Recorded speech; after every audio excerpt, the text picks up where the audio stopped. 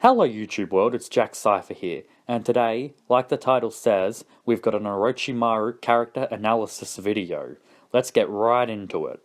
Orochimaru is one of the three legendary Sannin. He was considered a prodigy that comes about once every generation, a genius, being held in the same regard as Itachi, Minato, and Kakashi, all shinobi he had interactions with, which we might get into a bit later in Orochimaru's relationship section. He is also the student of the venerable third Hokage, who is considered one of the most powerful shinobi of all time. The third Hokage, Hiruzen Sarutobi, also had two other students, Jiraiya and Tsunade. They, with Orochimaru, make up the Sannin, the three legendary ninja. They carved their names into history with their amazing power and epic battles, which left their allies and enemies stunned in awe. Of the three legendary ninja, Orochimaru especially was held in very high esteem, being considered for the position of fourth Hokage, just showing how much the village respected his intelligence and power. Ultimately, Orochimaru wasn't chosen. Instead, Minato Namikaze was chosen to lead the village as Hokage. While Orochimaru's power and intelligence was unquestionable, it was his dark malice, twisted thoughts, and warped ambition that made the village superiors choose Minato over Orochimaru. We'll talk more about his personality and ambition later in the video. For now, let's talk about his past. Not much is known about Orochimaru's past before he joined Team 7 with his classmates Jiraiya and Tsunade under their sensei Hiruzen Sarutobi, the third Hokage.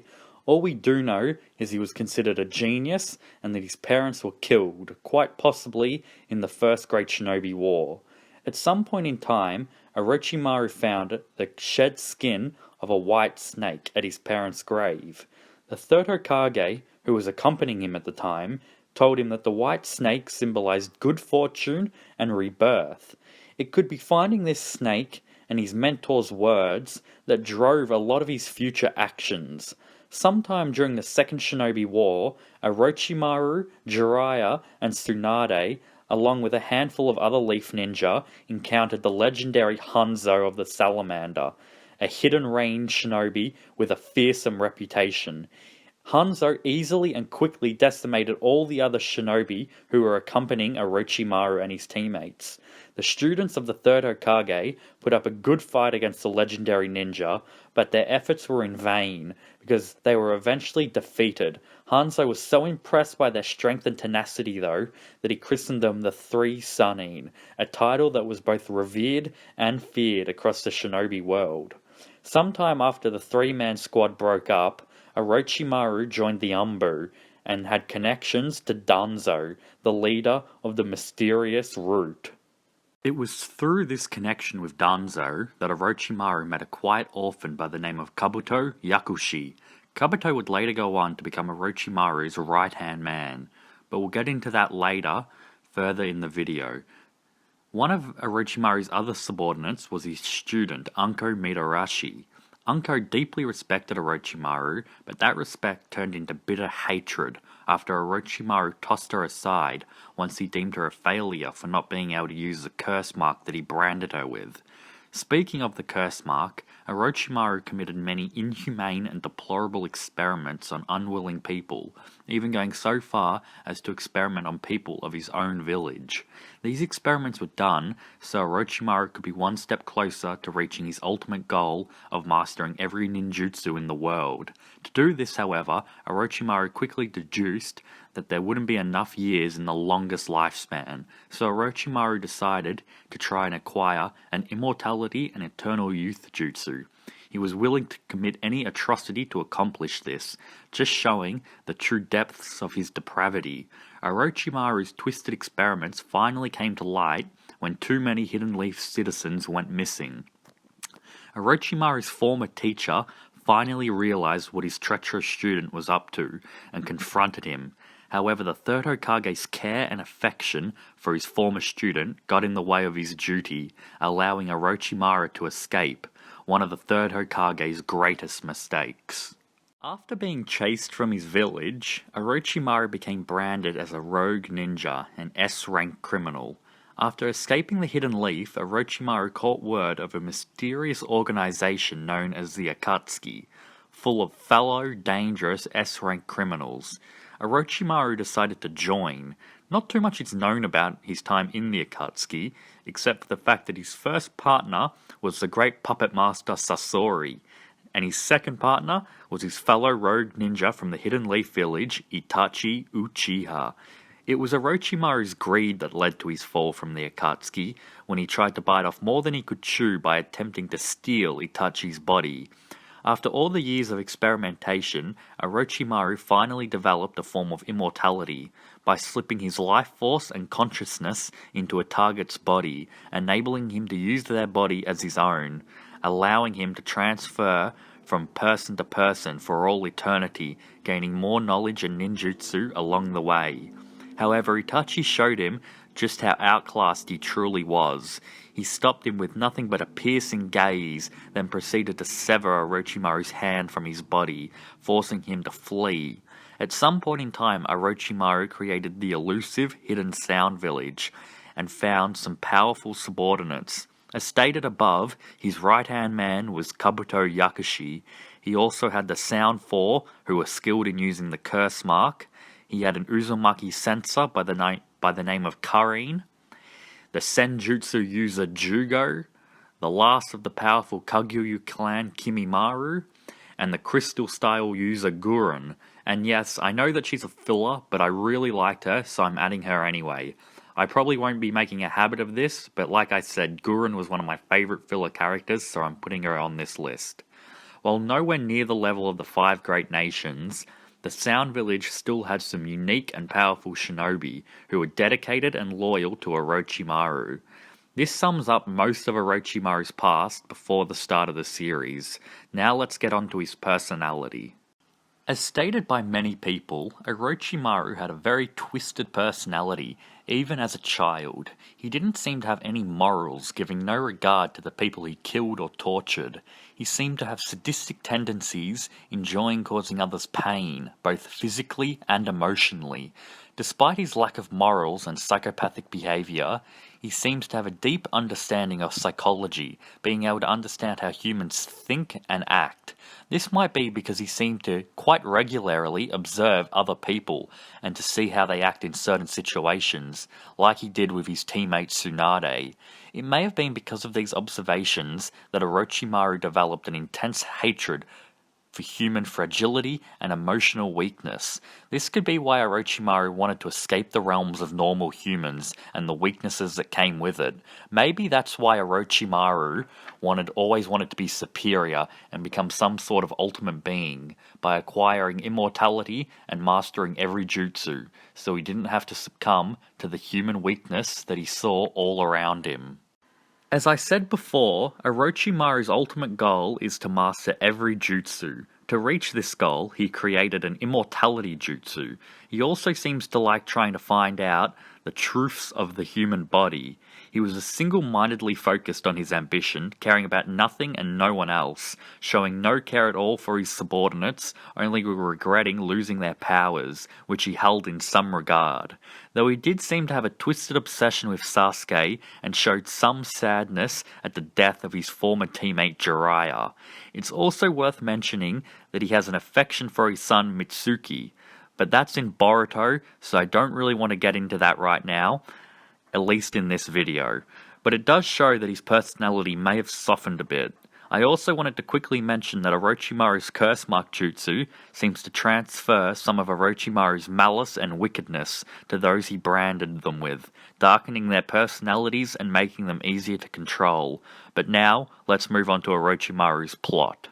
The first time we're properly introduced to Orochimaru in the series is in the Forest of Death during the Chunin exams.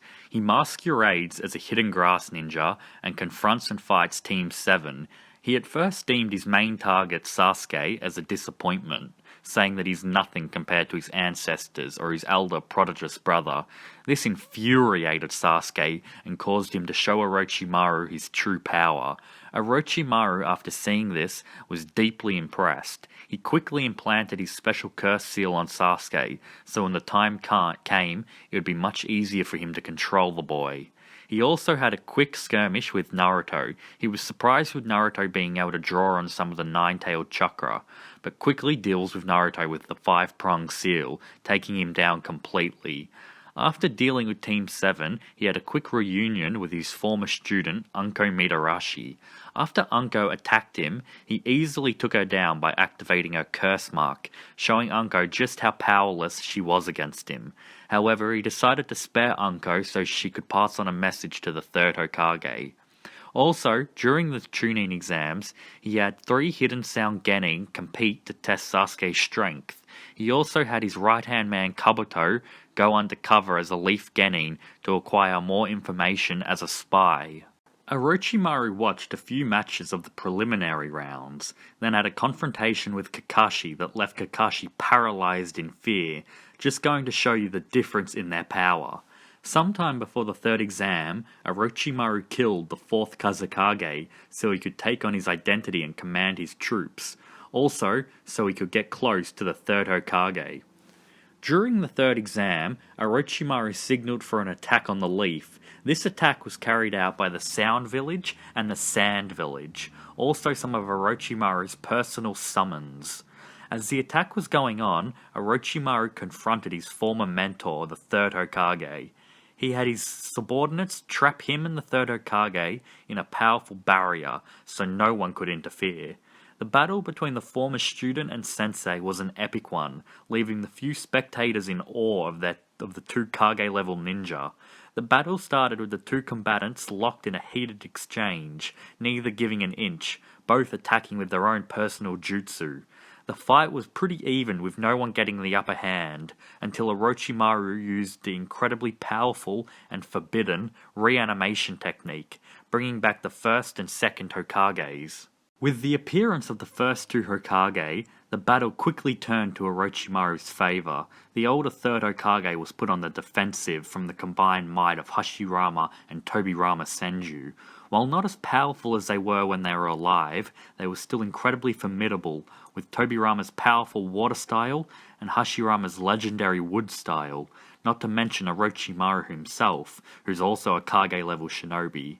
With these 3 powerful opponents, Hiruzen was pushed into a corner, but with the help of his summon, the Monkey King Enma, and his own experience and guile, the third Hokage was able to make a much-needed counter-attack.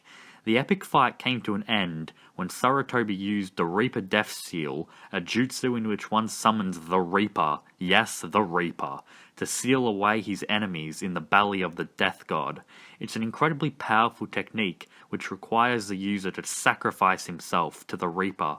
Hiruzen used shadow clones to restrain and seal away the first and second Hokage, while he dealt with Orochimaru himself. But due to his old age and his injuries, he wasn't able to fully seal away his former student, so instead he chose to seal away his arms, thereby taking away Orochimaru's precious jutsu. As his arms were petrifying because of the seal, his former mentor and the third Hokage died. With his arms sealed and his forces beaten by the leaf, Orochimaru took his Sound 4 and retreated. While he may have been able to kill his former teacher and weaken the Hidden Leaf Village, it came at much too high a price of losing his jutsu, the only thing he really cared about. After being crippled by the third Hokage, Orochimaru was in desperate need of a cure, so he searched for his former teammate and greatest medical ninja of all time, hoping he could convince her to heal his arms in exchange for bringing back her dead brother Nawaki and her lover Dan. But Tsunade turned him down, and together with Jiraiya, they took on Orochimaru, while Shizune and Naruto took on Kabuto.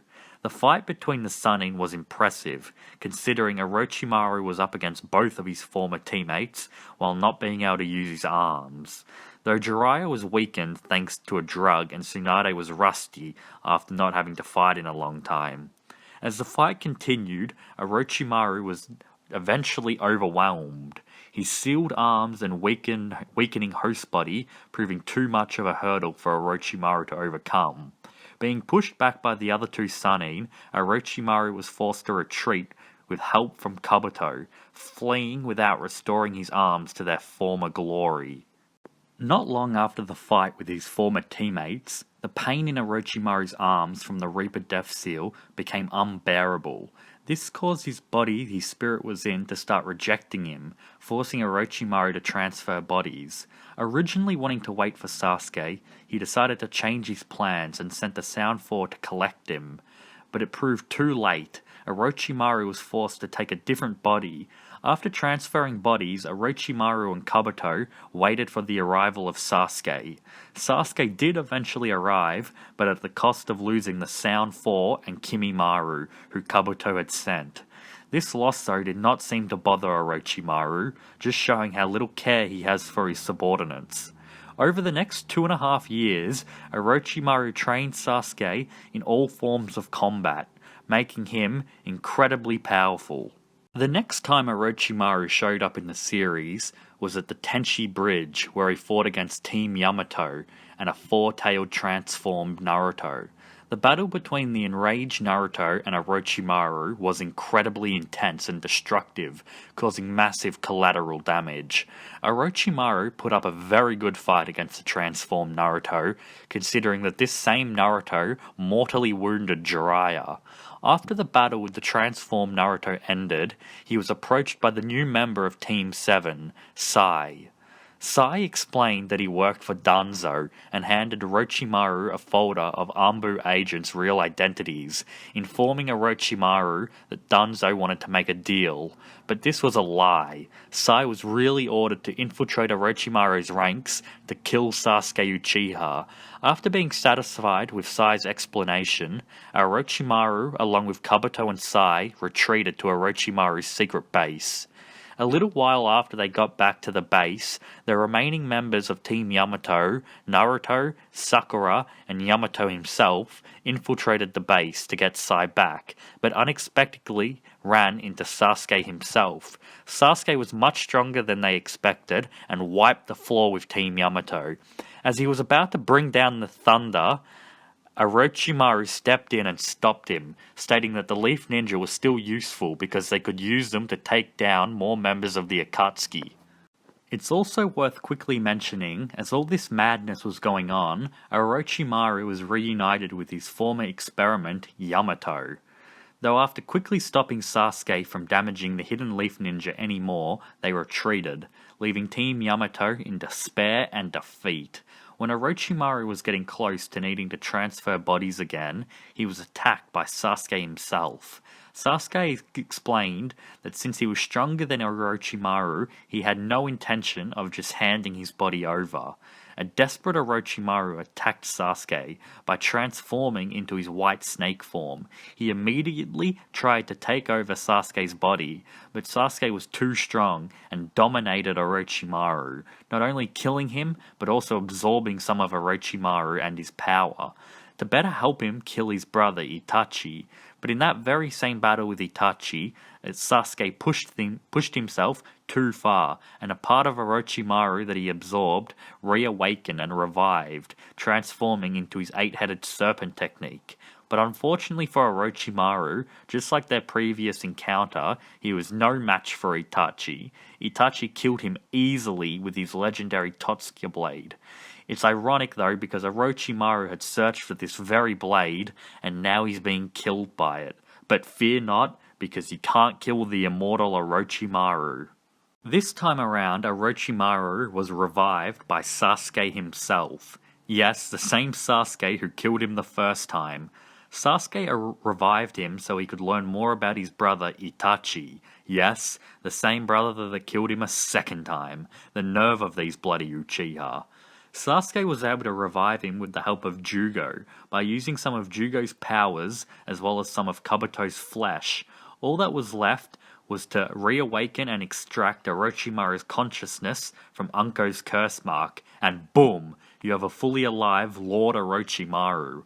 Agreeing with Sasuke's request, Orochimaru decided to introduce him to the people who held the answers that he sought. The people Orochimaru was talking about were the first 4 Hokage. You heard me, the dead Hokage. Orochimaru revived them with the reanimation jutsu. After a lengthy and tense conversation, Sasuke finally made up his mind and headed to the battlefield, with Orochimaru accompanying him. When asked why, Orochimaru claimed that he was interested in seeing Sasuke's choices and development. Before he reached the battle, however, Orochimaru decided to help and heal his last living teammate Tsunade, as well as the other Kage.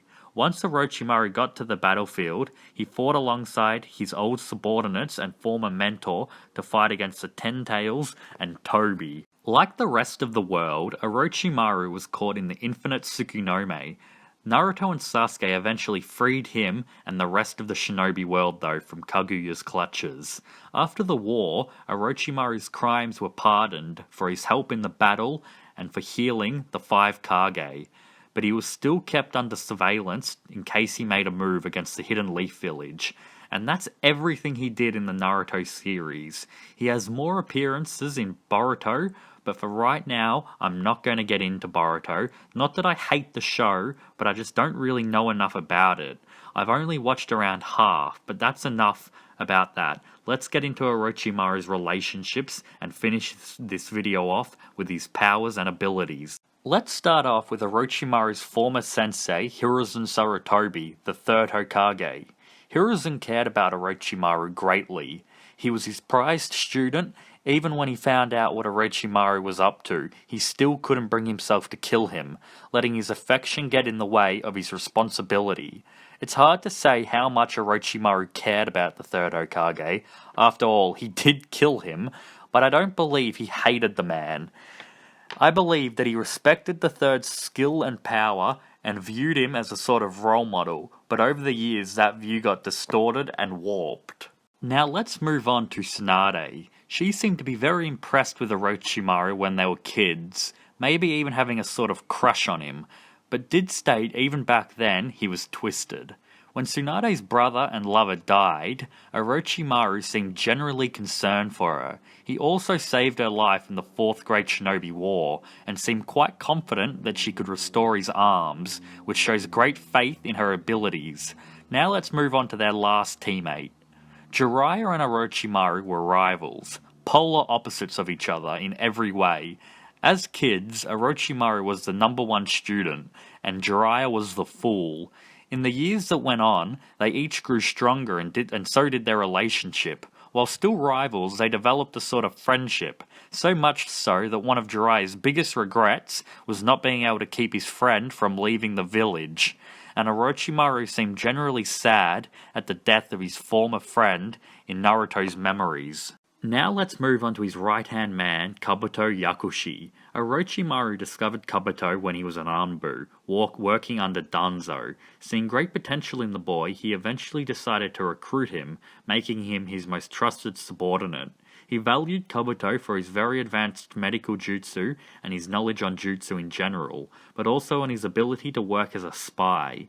Kabuto was incredibly loyal to Orochimaru, so much so that when Orochimaru died, Kabuto absorbed some of Orochimaru to try and make himself stronger and more like Orochimaru himself.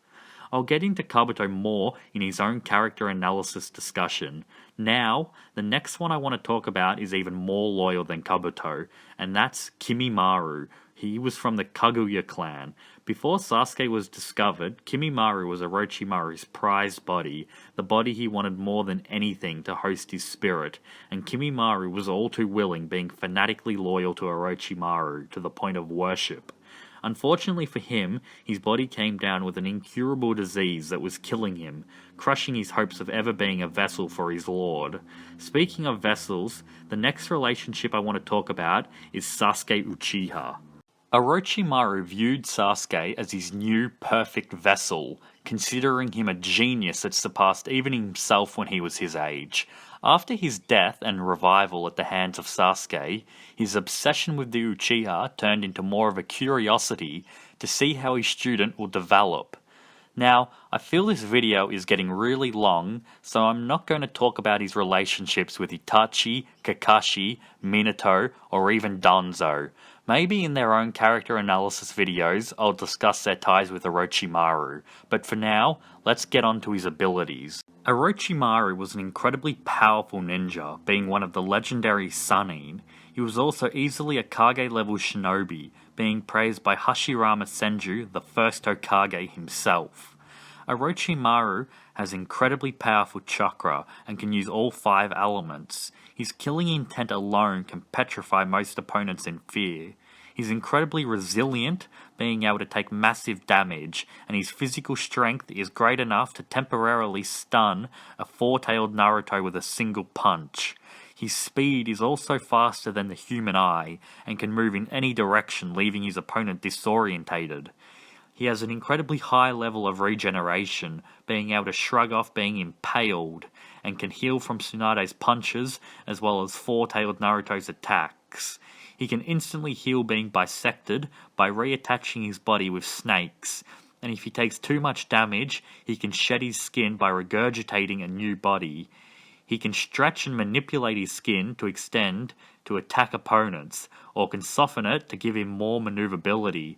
Orochimaru's true form is a giant white snake made up of smaller snakes. The blood in these snakes are poisonous, being able to paralyze anyone who inhales it. In this white snake form, Orochimaru can use his body transfer technique, where he transfers his soul and physical essence into a new body by swallowing them, which absorbs their consciousness and powers, adding his own already existing powers onto the new body.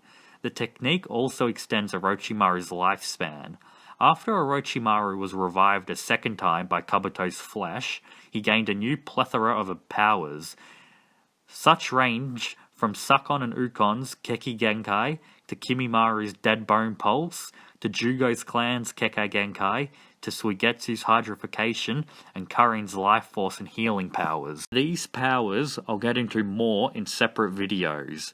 Orochimaru is one of the most skilled users of ninjutsu in the show, maybe the most skilled. He's dedicated his entire life to mastering every jutsu in the world. He's extremely talented in wielding his legendary Kusanagi sword. It can extend over large distances and cut through almost anything. He's also skilled in sealing jutsu, being able to use the 5-pronged seal to seal off a person's chakra. He can merge with the ground, he can also turn his lower body into a snake to increase his speed dramatically. He can summon one or multiple Rashomons to protect himself. Speaking of summoning jutsus, he has a strong affinity for snakes. His strongest snake by far is Manda, who is able to take on both Gamabunta and Katsuya, 2 incredibly powerful summons in their own right. Orochimaru can eject snakes from his sleeves. These snakes can be used to grab an opponent, or they can produce blades from their mouths to impale their enemies. Orochimaru's greatest snake technique is his 8-headed serpent jutsu that surpasses Manda in both size and power. He also has his curse mark jutsu, which anyone who has one of these curse marks can enhance their power dramatically. He can also put his consciousness into these curse marks, so if he ever dies, he's able to be revived.